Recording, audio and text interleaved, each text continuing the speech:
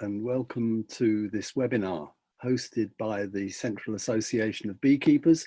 I'm Bob Smith, the current chairman of the CABK, and I'll be hosting this event today.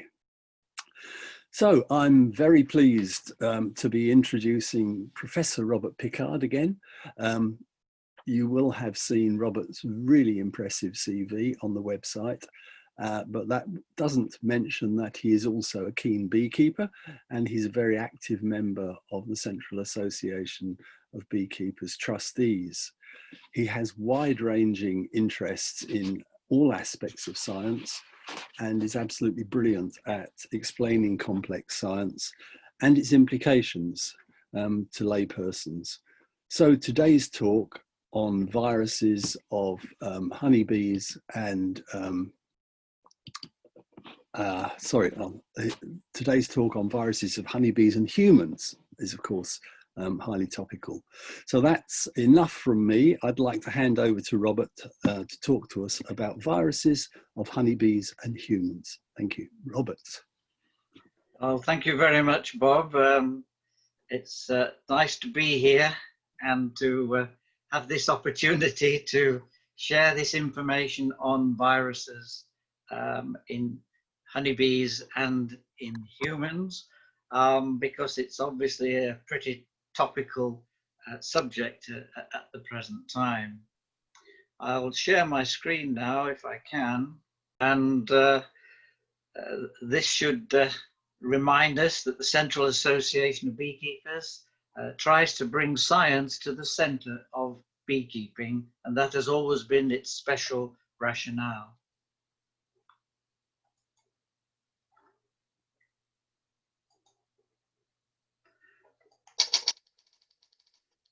Now, I particularly called this talk Viruses in Honeybees and Humans because when you actually look at all the viruses that you find in and on a honeybee, you find a couple of hundred different viruses. Some of them are actually viruses of plants and not of bees at all.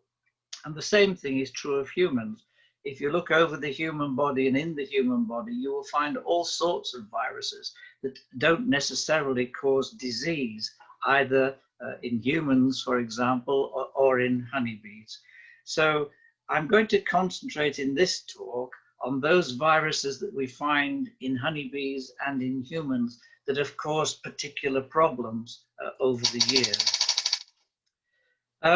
First, I think it's necessary to establish a fundamental principle that nature is not benign.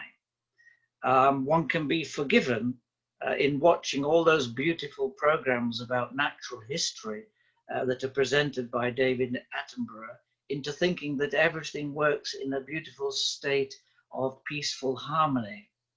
But in fact, the harmony that we see is a direct consequence of intense competition between the different species for their survival.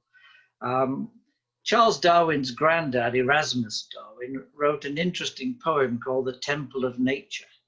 And in it, he wrote, from hunger's arm, the shafts of death are hurled, and one great slaughterhouse, the warring world. So really, that's a much truer representation of what is actually going on.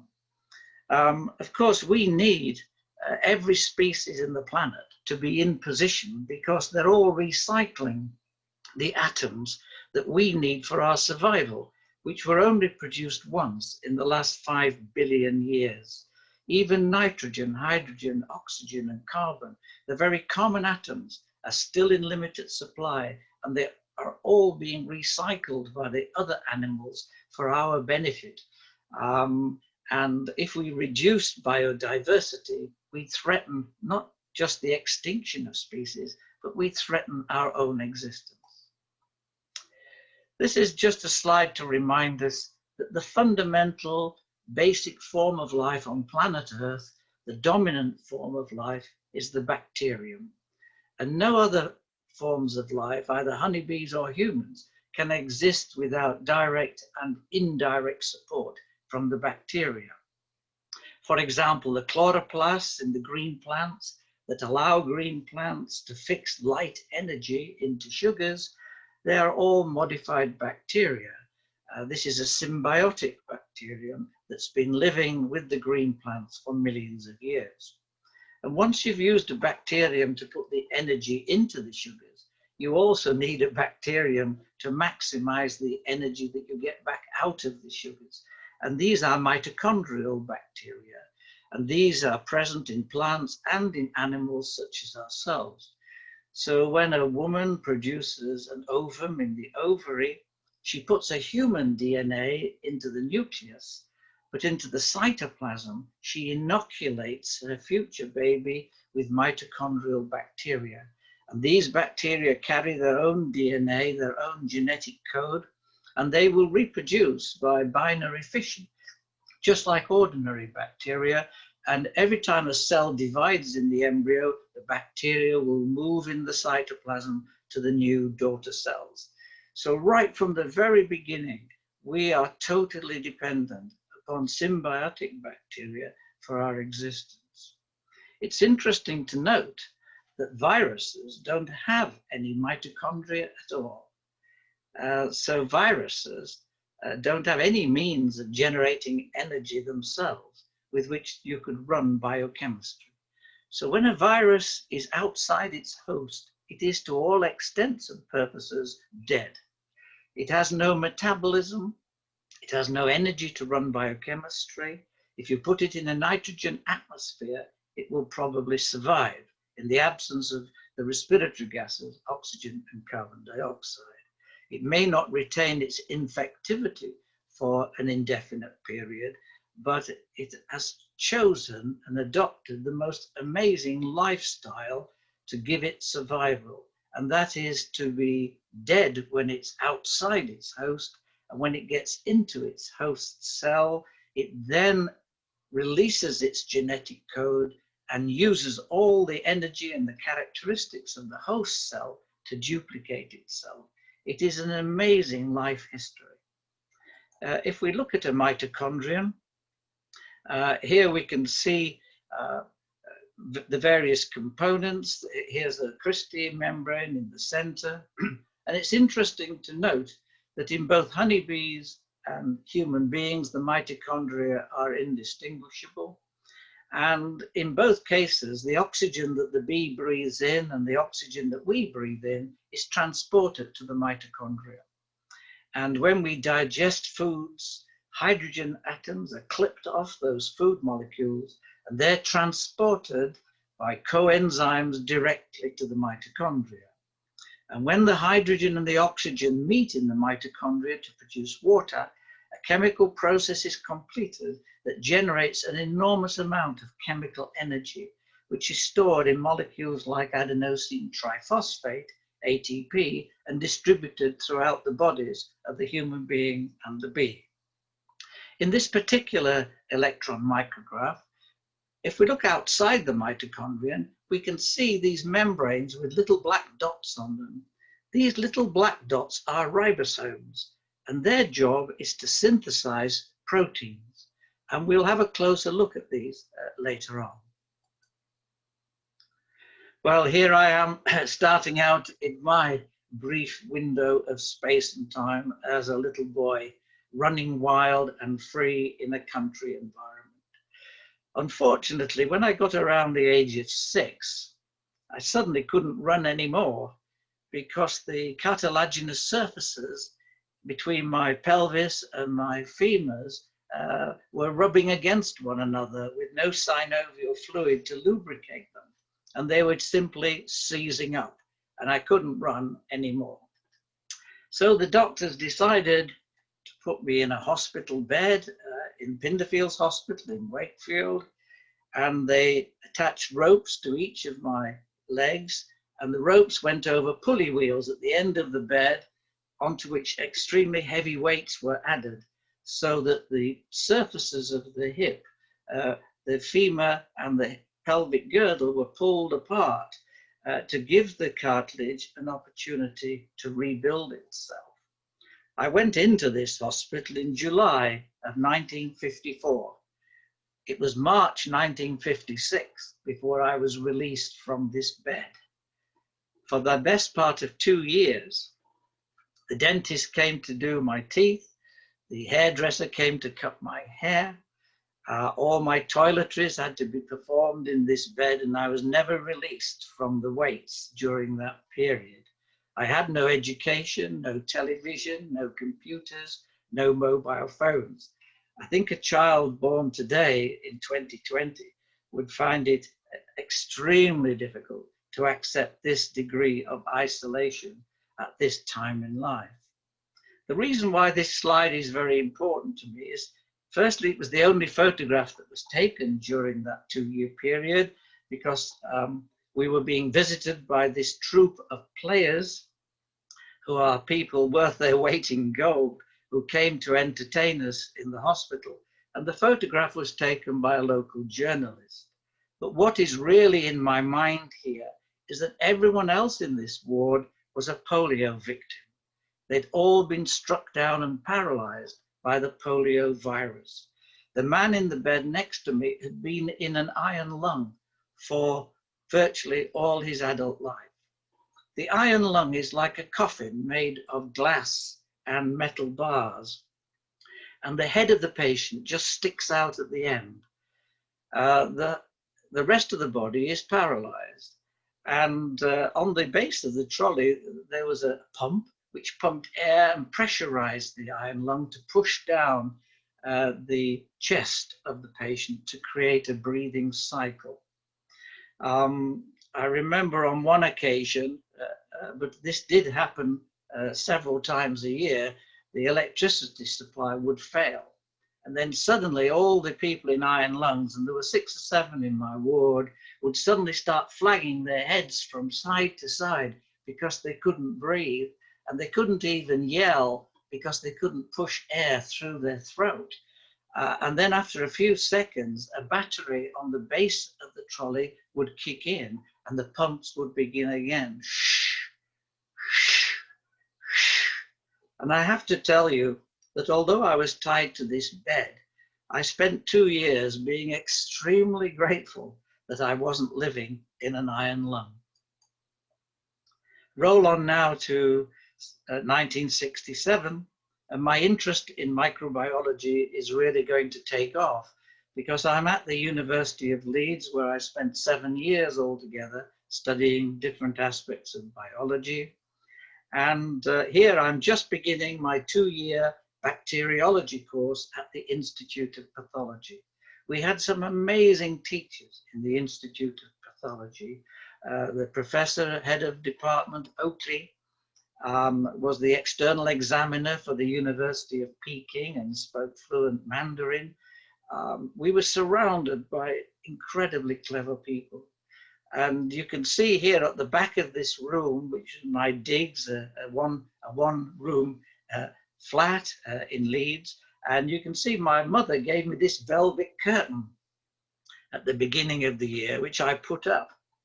But I was so interested in my work that never once in that year did I draw this velvet curtain. So when I took it down at the end of the year and saw a window with a garden beyond, there was a photographic print on the back of this velvet curtain in yellow of the window. I should have kept it because it was a wonderful work of art. Of course, my mother was not best pleased when I took this curtain back. Here I am now in early 1980s, and this is the little apiary at the bottom of my garden. And you can see I've set it up to keep the bees off the ground, away from damp air in the winter, and the ability to shelter them from extreme sun or extreme rain with a cover over the top. I've also added colors so that the bees can memorize their particular hive to try to reduce drifting between the colonies. But it's still not good enough to prevent the spread of disease, particularly viral disease, because these entrances are all facing in the same compass bearing. And bees remember the compass bearing of the entrance very accurately. So it would have been better if I'd spaced these hives out There are two rules about preventing the spread of viral disease. The first rule is social distancing. As we have with COVID-19, people need to keep apart from one another during the period that they try to reduce viral infection. And honeybee colonies are best kept well apart. There is no doubt that the major threat to the existence of honeybees comes from human beings. And somewhat ironically, the main threat to the existence of human beings also comes from other human beings who can act selfishly, with intolerance, with greed, and with violence. And by destroying our environment, as well as destroying one another, we are threatening the lives of all the species on the planet, including the bees. It's the beekeeper, by interfering in the colony and opening the colony, that causes most of the bees' problems. The second thing that's required, apart from sense of social responsibility and social distancing, is a good sense of hygiene. It's really important for beekeepers to disinfect their bee suits and their hive tools and hive equipment when they move from colony to colony. Now, obviously, you can't disinfect your bee suit very easily when you're moving from colony to colony within one apiary, but it is very easy to disinfect hive tools as you move from colony to colony, and bee suits should definitely be washed between visits to apiaries. Of course, some bees are more hygienic than others themselves, and if you can choose bees that show a high level of hygiene, i.e. the removal of diseased carcasses in particular, then of course your bees will cope better with disease. What the bees suffer from in terms of other diseases will influence the impact of a particular virus. This is work I published from the bee unit many years ago, and we're counting nosema spores in the ventriculus and the rectum of bees. And here you can see that just after 16 days, you can count 12 million spores of nosema in the ventriculus of an adult bee. In the rectum here, after 16 days, the spore count is falling because the bees have started to fly and defecate.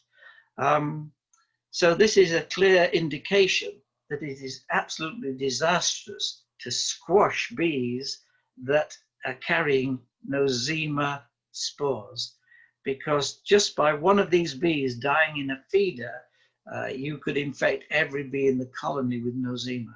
And that is quite a disaster, because this microsporidian parasite produces spores at a fantastic rate. And here you can see an infected adult bee, and this is the gut lining, and you can see the individual gut cells here packed out with spores, and the gut cells are non-functional. This is a very easy environment for the viruses to enter.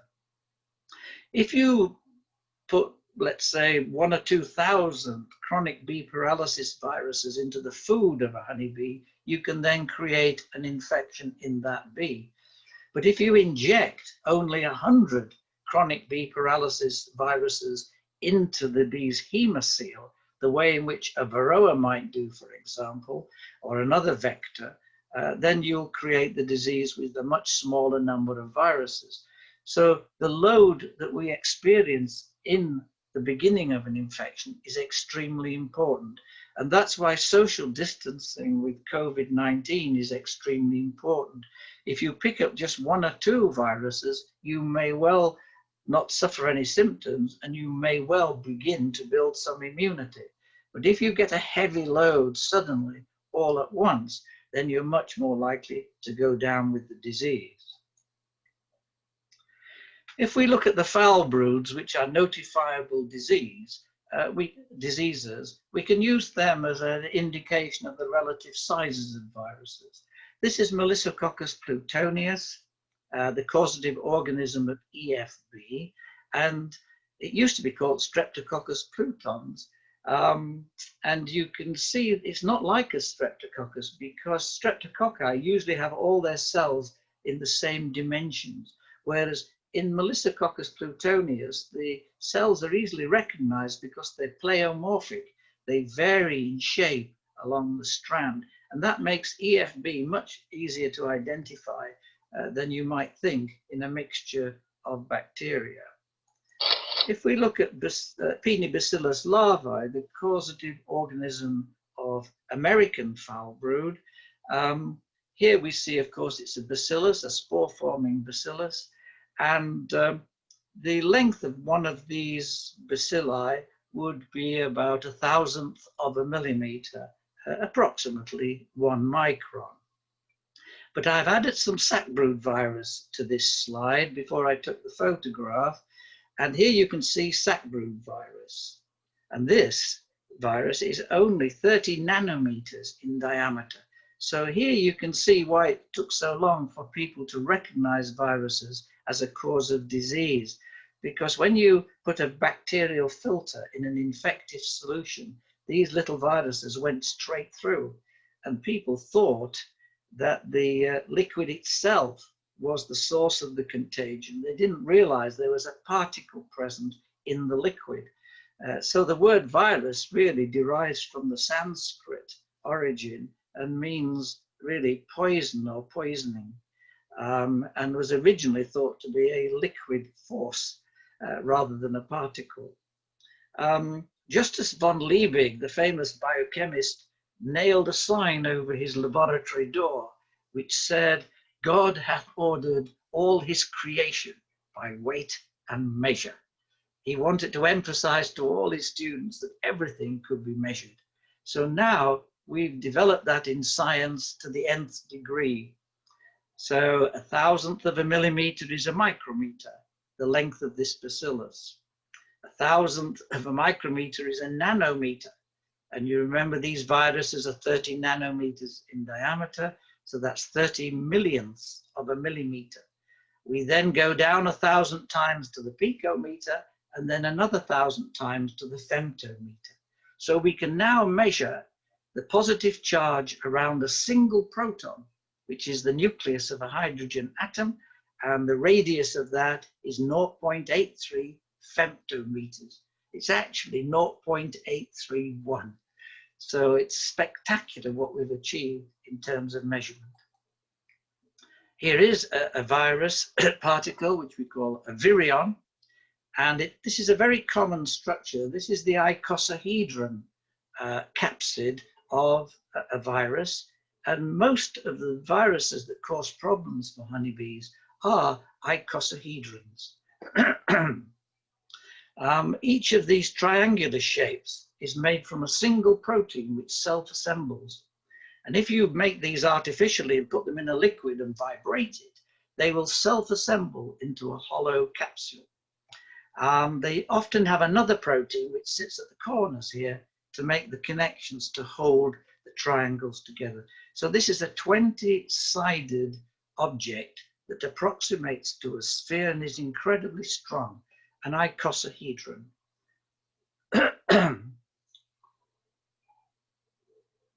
If we take away one of these proteins, we can look inside and we see that every virus has a chunk of nucleic acid forming a genetic code. This can be DNA or it can be RNA. And the RNA itself can be in different forms.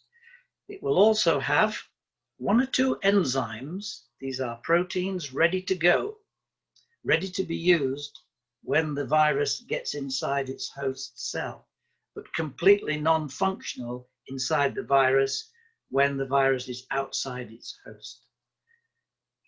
And then a strange thing happens with a lot of these viruses, which is really quite remarkable.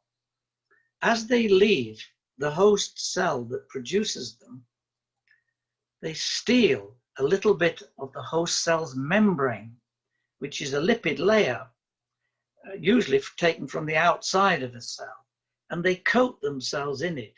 And this is a coat of invisibility, because a white blood cell, seeing this or feeling this coat, would not immediately recognize that there was an icosahedron alien sitting inside. And this is a wonderful defense These membranes often have proteins in them that were produced by the host, and that actually completes the disguise. The only thing that breaks the disguise is that the virus has still got to have some docking molecules that it can use to latch onto its host cell.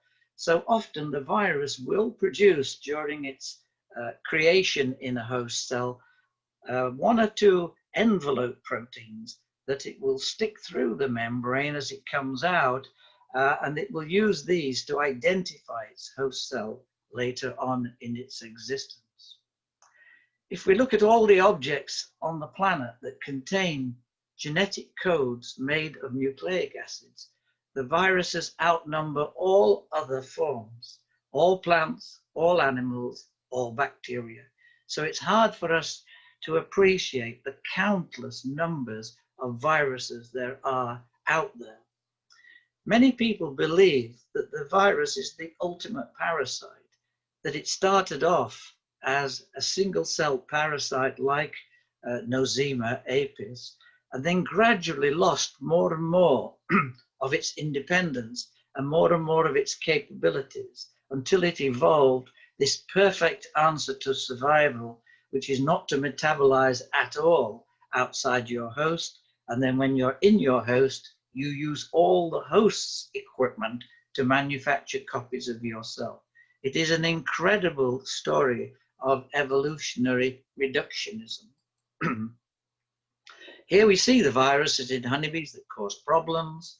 And you can see sac brood, black queen cell, deformed wing virus is particularly increasing in population density as a result of varroa. And one of the varieties of deformed wing virus, the variety B, actually reproduces in the varroa itself. So the varroa is multiplying the numbers of this deformed wing virus before it ever injects them into the fat bodies and hemocoel of its host B. So here again, we're reminded that when you're in the middle of an epidemic, the worst possible thing is to travel. Because if you can stop the transmission of the virus from one beehive to another beehive, or from one group of people to another group of people, you immediately reduce the population size of the virus. Because the virus has no means of finding its host itself. It has to be carried to its host so that it eventually bumps into its host cell. And if it doesn't bump into its host cell, it cannot make contact, it cannot release its genetic code, and it cannot take over the cell. So controlling viruses, both in beekeeping and in human population, is all about controlling transmission. And unless people have a really good reason for traveling, it is so much better for them not to travel in the middle of an epidemic, such as the one we have at the moment with coronabacteria. Here's the smallest virus in this group, the cloudy wing virus, which does as it says, produce a cloudy wing. Bee viruses X and Y reduce the life expectancies of adult bees. These paralysis viruses in this group all tend to ultimately shorten the life of the bee. They make the bee ineffectual. The bee will start to tremble and shake and often gets thrown out of the colony by the other bees who recognize that something is very wrong. And then lastly, we have these big viruses. The filamentous virus is particularly big. You see that you see this is a long cylindrical virus, and it's nearly 0.005 of a millimeter in length.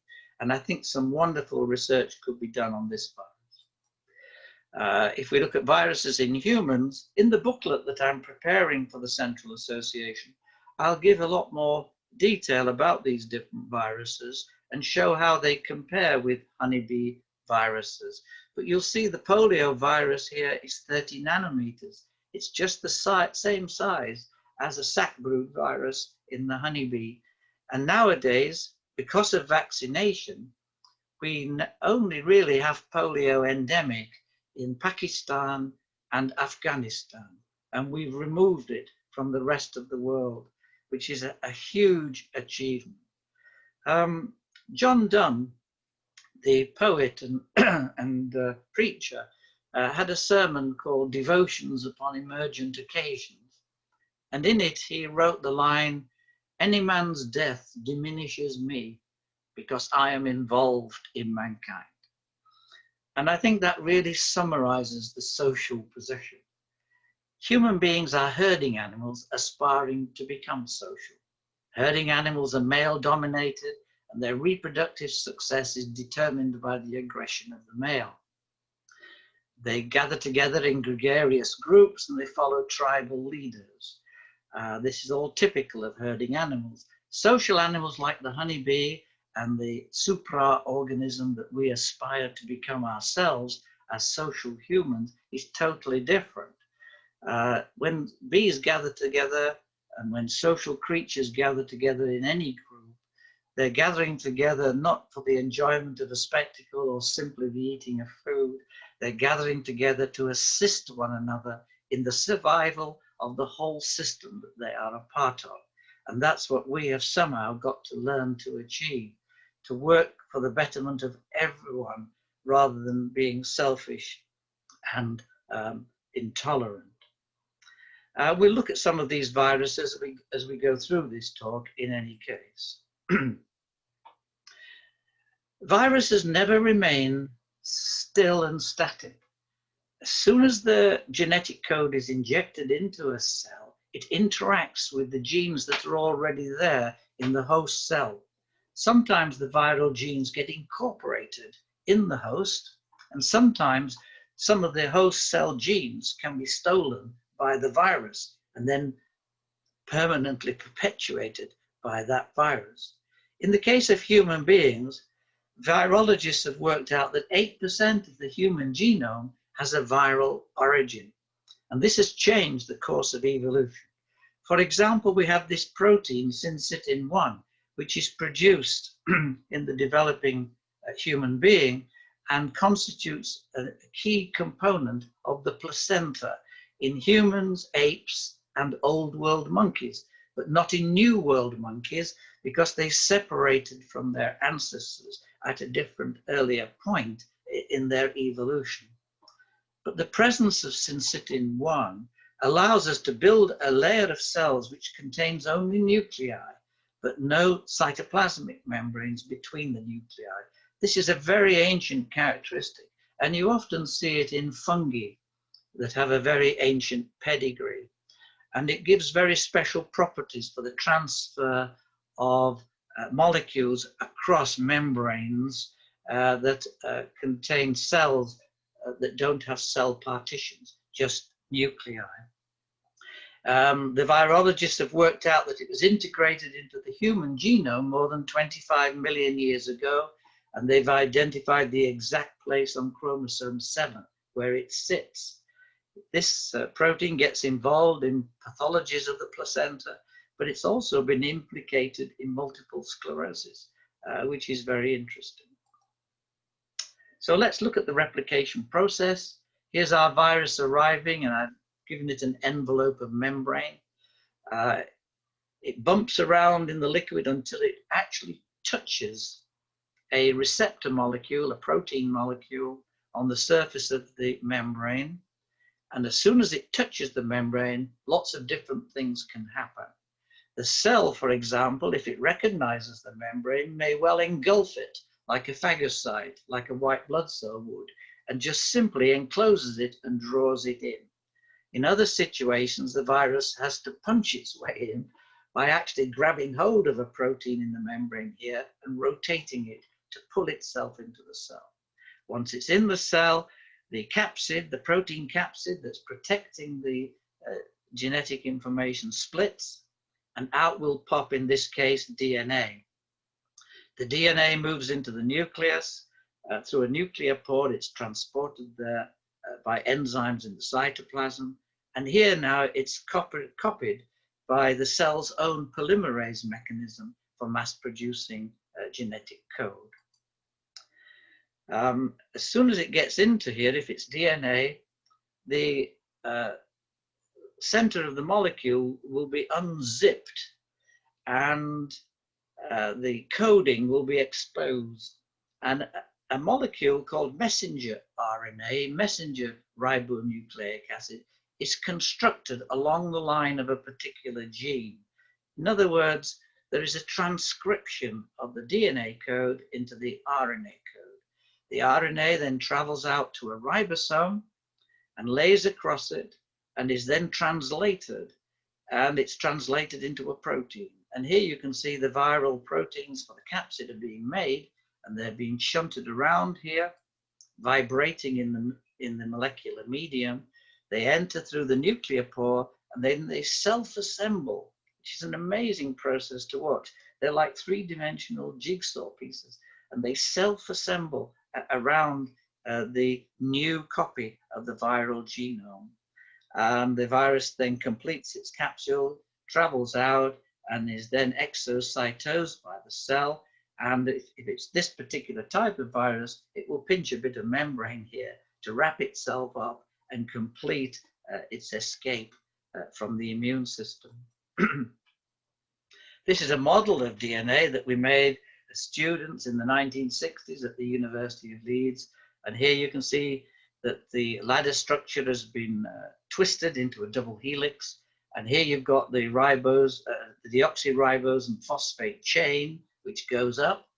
And then between the two upright chains that are created by the deoxyribose and phosphate, you have the coding molecules themselves, which are called nucleotide bases.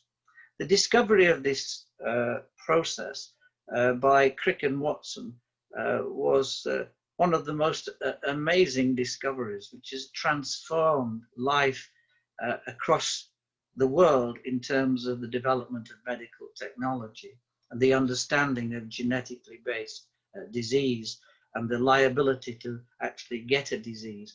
I remember going to a lecture by Francis Crick at the University of Leeds in the 1960s, and the lecture theatre was so full that we left the doors open so that people could spill out onto the staircase outside to listen. I didn't meet James Watson until much later in life at a luncheon in the Savoy Hotel in London. And I remember saying to Watson, the British press are accusing geneticists of playing God. What do you think about that? And Watson somewhat surprised me by saying, if we don't, who will? There is no doubt that Watson and Crick changed human life and science in a most amazing way for the benefit of humankind. So if we look at a ribosome, we can watch how the messenger RNA, as it's called, is decoded or translated to produce proteins. And you'll see that in my list of viruses in honeybees, most of those honeybee viruses have a genetic code that is RNA plus. The plus sign indicates that it's the right side of the coding molecule to be able to be read immediately by the ribosome. So if the honeybee virus contains RNA plus, it doesn't have to copy its RNA or transcribe its RNA into mRNA. It can come straight to the ribosome and start to be read. And here you can see the nucleotide bases lined up, and they're read in groups of 3. And they're read by transfer RNAs. So here we've got tRNA molecules, and there are several transfer RNA molecules for every amino acid. And here, for example, you've got 3 molecules of uracil, and they've been attracted by 3 molecules of adenine, and this transfer RNA brought this amino acid lysine to the assembly. And it's been released, and then in has come one coded for tryptophan, then phenylalanine, and then methionine. So what this genetic code is doing is it's generating a specific sequence of amino acids. And as the amino acids are released from the ribosome, they will interact with one another to build a 3-dimensional protein molecule. And there can be hundreds of amino acids in this sequence, but it's the sequence that determines the final structure. We can look at this more realistically in a simulation. So here we've got the ribosome, here we've got the RNA being read, and here we've got the transfer RNAs coming in carrying their amino acid, and here we've got the amino acids being connected together by peptide bonds, which is CONH, carbon, oxygen, nitrogen, hydrogen, and you can see the protein being pushed out across the ribosome. And as it leaves the ribosome, it will start to fold, not just once, but it has several. We think that there's normally about 4 different folding processes that occur in proteins. Here an enzyme has come in and carried the ribosome to a membrane, and now the protein is being pushed out through a protein receptor in the membrane outside the membrane. And that's a very nice animation to illustrate protein production. And what should be going through your mind now is a very interesting question.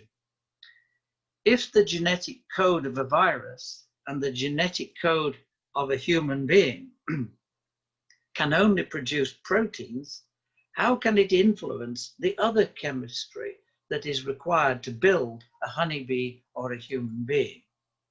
And the answer is, of course, that most of the proteins that nucleic acids code for become enzymes. And an enzyme is a protein work table that you could imagine with clamps and jigs and templates that fit particular molecules. And if you have an enzyme for a particular biochemical reaction, that reaction can be carbohydrates, it can concern lipids, it can concern vitamins and minerals. In other words, all the other types of chemistry. But it's the protein enzyme that determines whether or not those chemical reactions will take place, particularly because the enzyme is a catalyst and it works incredibly efficiently. It brings the molecules together, forces them to react, and then releases them. The speed at which this takes place is phenomenal. The enzyme catalase, which breaks hydrogen peroxide into water and oxygen, can move 1 million molecules in 1 second. That's how fast enzymes work. But if we move on to look at vaccination, here we've got Edward Jenner, a country doctor in Gloucester, who notices that milkmaids that have suffered from cowpox don't seem to get smallpox. And Edward Jenner had the bright idea of taking some of the pus from a cowpox pustule on a milkmaid's hand, putting it onto the forearm of a young child, and then just scraping the skin underneath so that the cowpox got into the young child. And amazingly, he recognized the fact that this afforded protection against smallpox. Smallpox used to kill millions of people around the world on an annual basis. We've even got mummies from the Egyptian era running back 3,000 years BC, and we can still see smallpox scars on the faces of some of the mummies. Edward Jenner published his findings and revolutionized the treatment of smallpox worldwide. His achievement was considered to be so fundamental that he was awarded the status of one of the 100 most influential British people in the lifetime of Britain. A fantastic result. The word vaccination, of course, is derived from the Latin word for the cow, vacca. Here is the smallpox virus, and they're like little bread rolls. They're covered with a membrane, and now they're completely eradicated as a result of vaccination. And there are probably just a couple of laboratories in the world that still have reference collections of this virus. Here's a graphic illustration of vaccination and the importance of vaccination. These are twins in Leicester. This young boy got his vaccination, but his brother didn't. And here you see the consequences. And it's totally criminal for people to use the internet to argue against vaccination as a principle. It's perfectly okay for them to say, let's be sure that vaccination is safe. But when it has been shown to be safe, then it's really important for us to be able to use vaccines to eliminate or at least reduce the size of these viral populations. Here's a totally different looking virus, the Ebola virus, where the capsid is a long cylinder and the genetic code is running down the center of the cylinder. This is like the filamentous virus in honeybees. This is a micrograph that I made 40 or 50 years ago now of the filamentous virus in the honeybee. And you can see when it's present, because when you dissect a bee and you look at the fat bodies, if they're infected with filamentous virus, they become really thick and creamy. It's a very noticeable change in their constituency. But you can see it's a very long virus, up to 0.005 of a millimeter. And there will be an end here somewhere, which is joined up with the other end in this particular case. And just for comparison, I put some sac brood virus on this preparation. And here you can see the 30 nanometer diameter sac brood viruses, which shows how big this filamentous virus is. A really useful subject for future research. A lot of our basic virology was established on cylindrical viruses that were of a large size, like the tobacco mosaic virus. Here is the symptom, of course, of sac brood virus and the larva sticking out of the cell. And this will normally be removed by hygienic bees. And if you have colonies that leave these in the brood comb until they become dry scales, that's a good indicator that they may not be a good colony to produce queens from, because they're not being as hygienically minded as they should be. Here we have now iridescent virus, and this is an icosahedron virus, and you can see the icosahedrons line up to create a refractive surface. And when you dissect a bee with this, you'll see a blue-green iridescence across the tissues.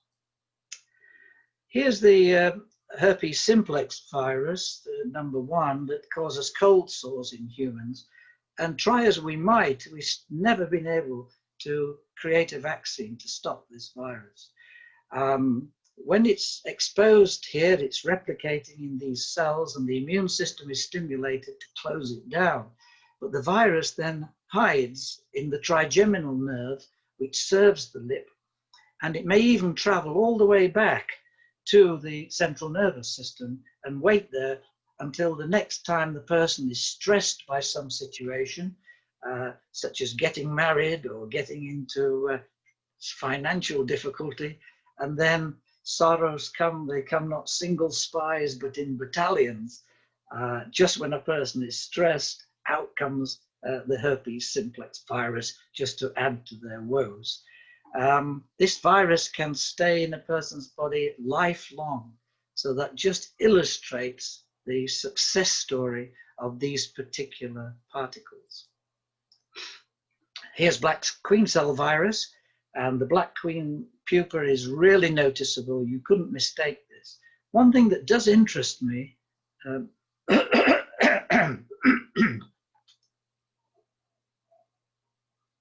one thing that interests me from a biological perspective is that you never see black queen cell virus producing this symptom in worker pupae, which is really quite surprising, since the genome of the worker bee is the same as the genome of the queen. The expression of the genes is being changed by the nature of the food that is fed to the larvae. So it's interesting that this particular virus focuses its activity on the queens, but not on the workers. That's a very interesting strategy that has evolved there. It's also, the story is also interesting because it demonstrates that having a gene does not necessarily confer a characteristic on an organism. A gene will only confer a characteristic if the environment in which the gene is expressed allows it to confer the characteristic. Here's a deformed wing virus symptom, and of course this bee would be ejected, particularly as they die often within the colony, but you sometimes see them crawling around outside the colony, and deformed wing virus is very distinctive to identify. Here's the chronic bee paralysis virus, and it's not an icosahedron capsid. It's a very variable shaped virus, and again, in some respects, in a mixture of viruses, it can be quite difficult to identify when the isolated particles all have different shapes. It is easier to identify the icosahedron viruses. And chronic bee paralysis is increasing in prevalence at the moment. It tends to appear in localized outbreaks and then disappear, almost as if it's been introduced into an area, overcome by the local population, and then appears somewhere else. Again, it tends to imply that maybe it is not a good idea to keep transporting bees from one part of the country to another, or worse still, bringing bees in from overseas countries, from environments where the bees and the virus have lived together for millions of years, and then dumping them into the United Kingdom or into Europe, where the associations have never had any evolutionary history. This is also true of vectors. We have a mite, Tropilailaps clarii, that is prevalent in India, which if it got transported to the UK, would cause a tremendous amount of difficulty, probably worse as a viral vector than Varroa. I say that because Tropilailaps doesn't discriminate in its egg laying, particularly between drones and workers, because Apis cerana and then Apis dorsata that it is survived on tends to be more uniform in size, and that it will cause problems if Tropilailaps comes to Britain and doesn't lay more of its eggs in drones than it lays in worker pupal cells.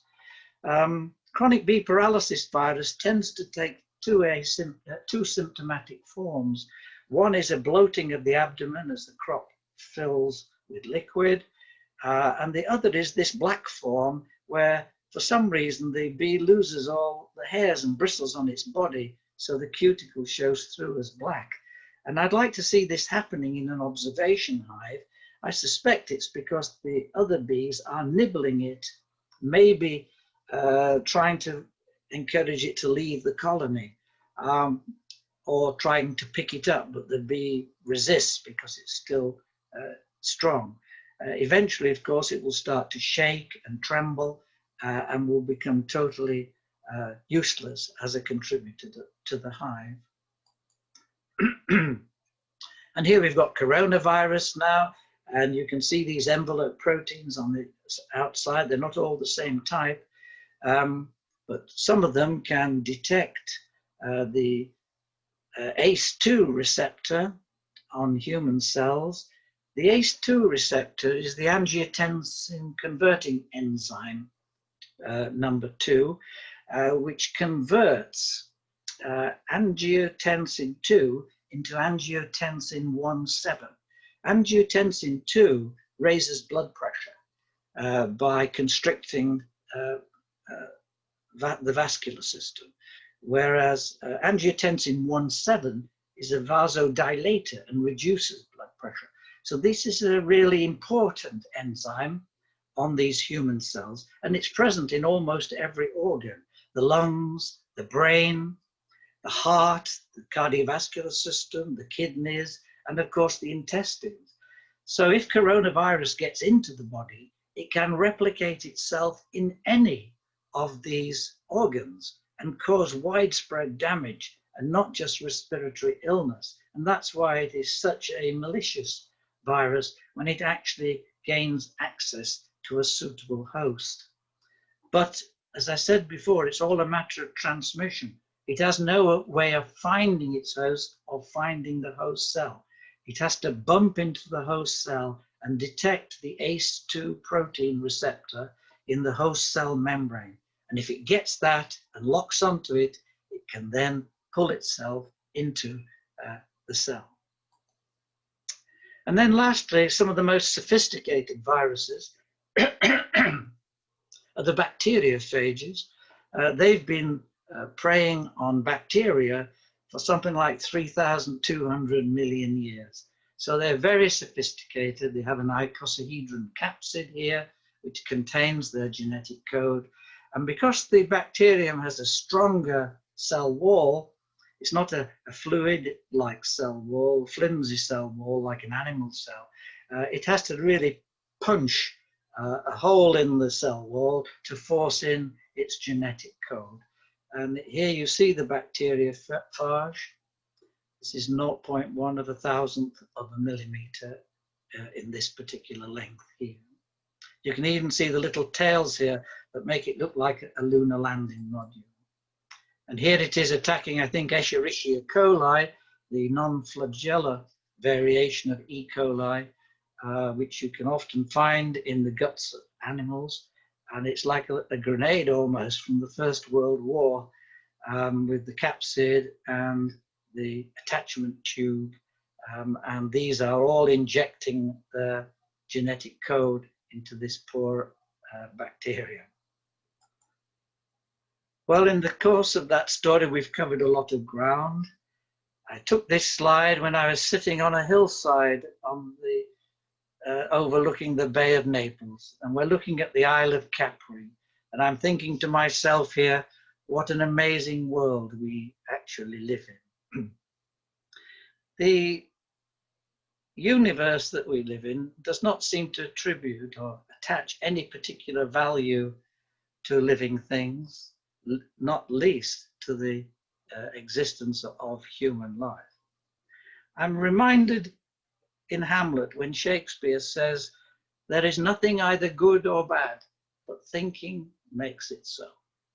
And what amazes me about human beings is that we have had the audacity in viral disease and the conquering of viral disease to stand up to the universe and to say each life matters.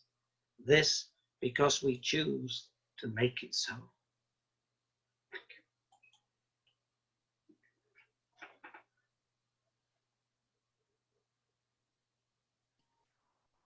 Thank you, Robert.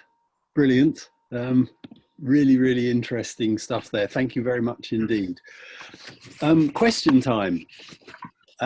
We have some questions that were submitted on Wednesday, as I said, and we'll run through some of them now, if we may. Rachel from Maynooth in Ireland asks, could you ask if deformed wing virus can replicate successfully in the honeybee cells without the presence of varroa? Yes, it can replicate in the cells without the presence of varroa, but there's no doubt that the presence of the varroa has greatly increased the population of deformed wing virus in our honeybee populations because of its action as a vector. I think without varroa, deformed wing virus would be probably not a major cause of disease in the UK populations of bees. Okay, thank you. Raleigh from Solihull asks, some people get smaller loads of SARS-CoV-2 and are asymptomatic or seem to be less affected by the virus. When we look at chronic bee paralysis virus, can bees show less blackness or not show signs of shaking? I mean, is it a matter of virus load that's making the difference in both of these cases? Viral loading certainly makes a difference in whether or not a virus is present compared with whether or not it causes a disease to occur. If it's present in very low numbers, it's unlikely that a disease will occur if it's not being vectored between the organisms. In other words, a low level of viral presence in the food of a bee will not necessarily create a disease condition because the bee has tremendous defenses. If it's a healthy bee, and it will not allow those viruses to get through the acidic area of the ventriculus, or even penetrate later on in the gut through the cell wall, if the cell wall is really intact and working properly. But if other diseases are present that damage the lining of the cell wall, like Nosema apis, then of course that creates an opportunity for the virus. Okay, thank you. Sandra's daughter in Lancaster, Pennsylvania asks, you said 8% of the human genome comes from viruses. Could you talk a little more about that and how we came to understand that? Yes, people that work on the genetic code are amazing people because they use computers to identify different sequences. And once you look back through the evolutionary history of a group, like the vertebrates, for example, the vertebrates were crossopterygian fish. They then became labyrinthodont amphibia. They then became synaptosaurian reptiles. They then produced the early primates, the tree shrews, and then they branched off to produce the apes and the monkeys and finally human beings. Now, what happens is as you track down that list of organisms, you find that you've got common groups of genes that you can trace all the way back to crossopterygian fish, lungfish, for example. The genes that produce our hand, the pentadactyl limb, you can trace them in the genome all the way back to the lungfish. This was the fish that wasn't doing very well in the water as a swimmer, so it was using its fins to, its lobe fins to lift itself out of the water in poor water conditions, and it was being squeezed into the estuaries because the ray fin fishes were so much more successful in the open ocean, and they had wonderful flexible fins that they could swim really well with. So in fact, the whole evolutionary line resulted from a fish that was failing in the water, but was ideally suited to making it out onto land. So you can, as you get closer, and if we work upwards, for example, from the crossopterygian fish to the humans, you'll get a body of genes that every one of those species will have, like the pentadactyl limb genes. And then as the mutations occur, these new ones get added. So if you start at the top and work backwards, as forensic virologists do, you work backwards, you see a nice sequence of genes, and then suddenly, as in the case of this placental gene that came from a virus, a sudden new influx of code which bears no relationship whatsoever to crossopterygian fish and synaptosaurian reptiles. And that really stands out.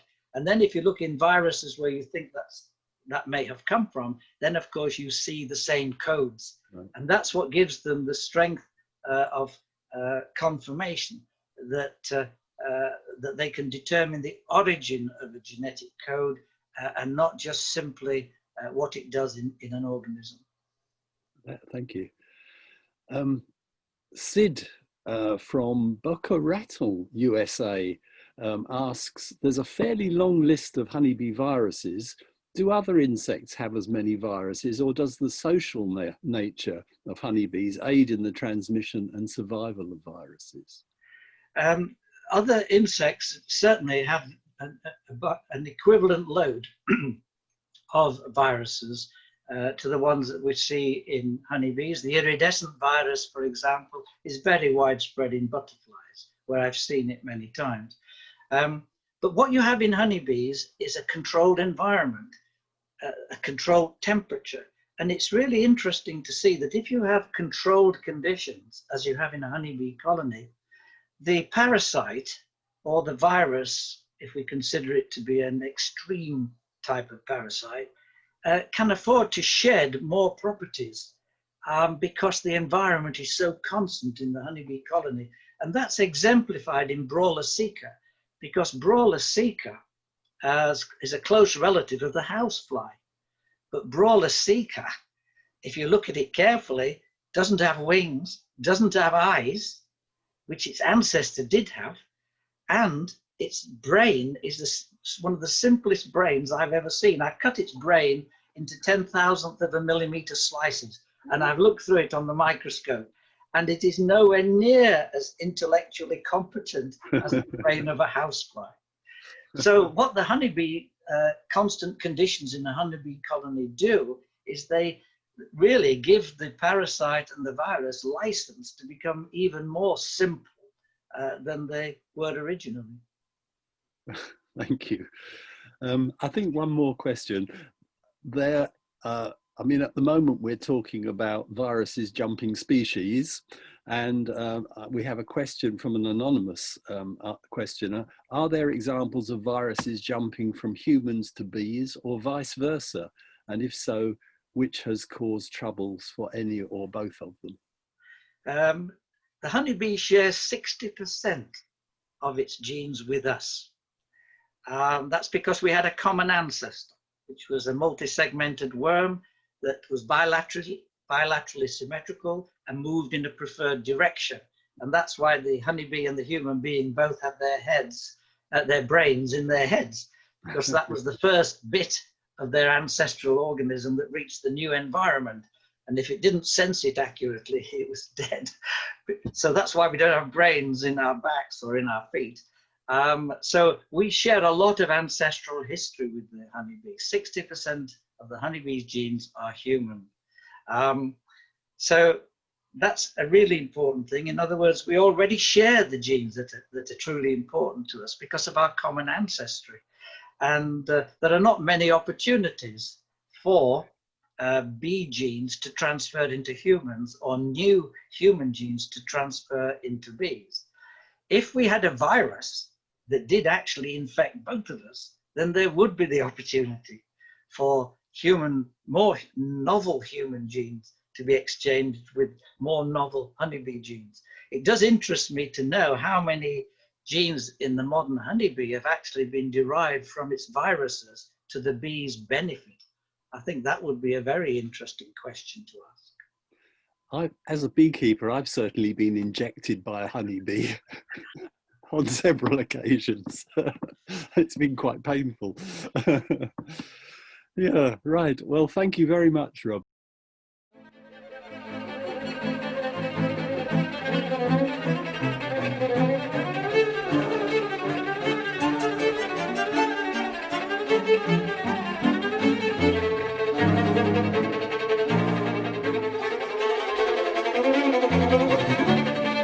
Thank you.